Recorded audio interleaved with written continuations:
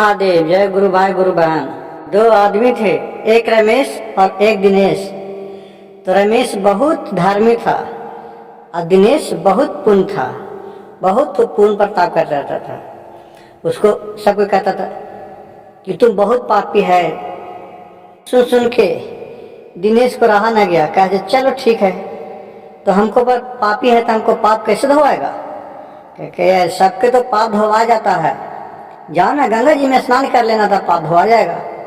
कैसन बात? तो हाँ, कह ठीक है। गया गंगा जी स्नान करने के लिए पटना, एकदम सर धर के कह चलो कर लेते हैं पटने में स्नान। वहाँ गए, जाके गंगा जी में डुबकी लगाया, आराम से खूब अच्छा से नहाया, भगवान के मना दना के नहा उहा के जब खड़ा हो गए तो पूछे गंगा जी से, ए गंगा माई, आप तो हमसे सब पाप धोवा गया, आप तो हमको सब पापी पापी कहता था, से पाप धोवा गया, अब सब पाप तो तोरे में चल गया।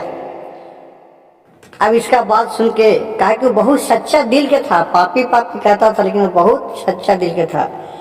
गंगा माई प्रत्यक्ष खड़ा हो गए, बोले कि बाबू हम कैसे पापी हो गए? हम थोड़ी पापी हैं, हम तो अपना पाप करते थे तो हम तो आप में नहा लिए, पाप धोआ गया।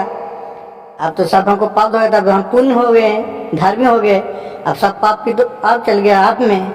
कहा कि हम पापी नहीं है, हम तो सब अपना पानी ढके लेते समुद्र में, तो जाके समुद्र से पूछोगा।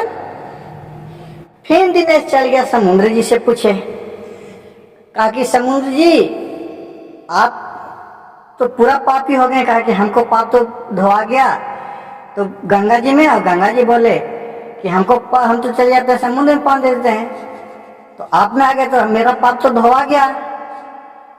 अब समुद्र भी खड़ा हो गए, कहा कि नहीं नहीं नहीं, हम थोड़ी पापी हैं, हम तो पानी जरूर हमें आता है, लेकिन मैं बादल बना के और सब आसमान में उड़ा देते हैं।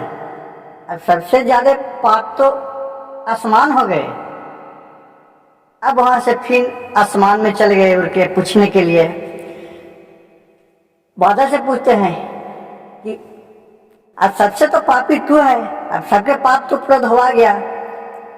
तू कहे बादल कहा कि नहीं नहीं दिनेश, हम थोड़े पापी हैं, हम तो शिव जी का जटा में चल जाते हैं, सबसे पापी तो शिव जी हो गए।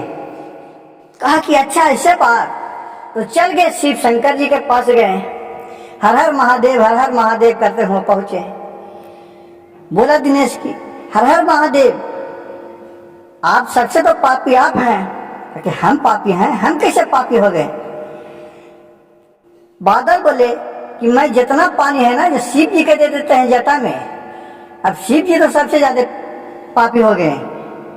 शंकर जी बोले कि जितना पाप है चाहे पुण्य है सब मेरे पास आता है, लेकिन जब मेरे माथा में आता है तो सबको मैं शुद्ध कर देता हूँ और सब पर छिड़काव कर देता हूँ, सब में बांट देता हूँ, थोड़ा थोड़ा पाप और पुण्य बराबर। मेरे तो जल से सब अमृत हो जाता है, सब देवता देवी सब नहाता है। यह सुनकर फिर वह नीचे आया और रमेश से कहा कि रमेश बाबू, हम ही को पापी थोड़ी है, पापी तो तू भी है।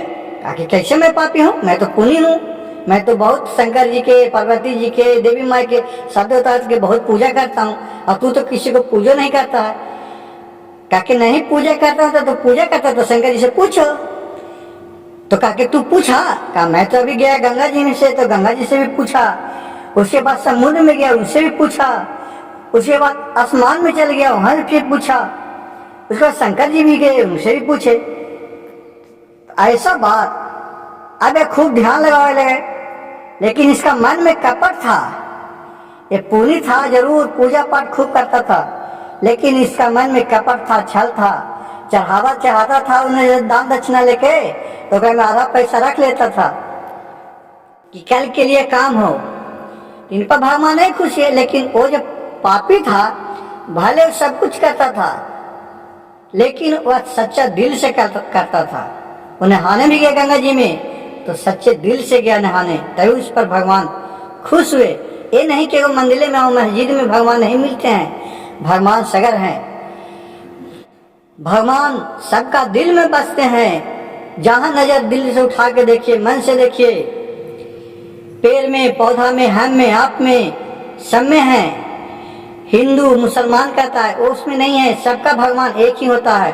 वो तो नीचे आके लोग अपना अपना मजहब जिसमें पले, उस तरह का आदमी का माहौल में पले, उस तरह का बुद्धि मिलता है।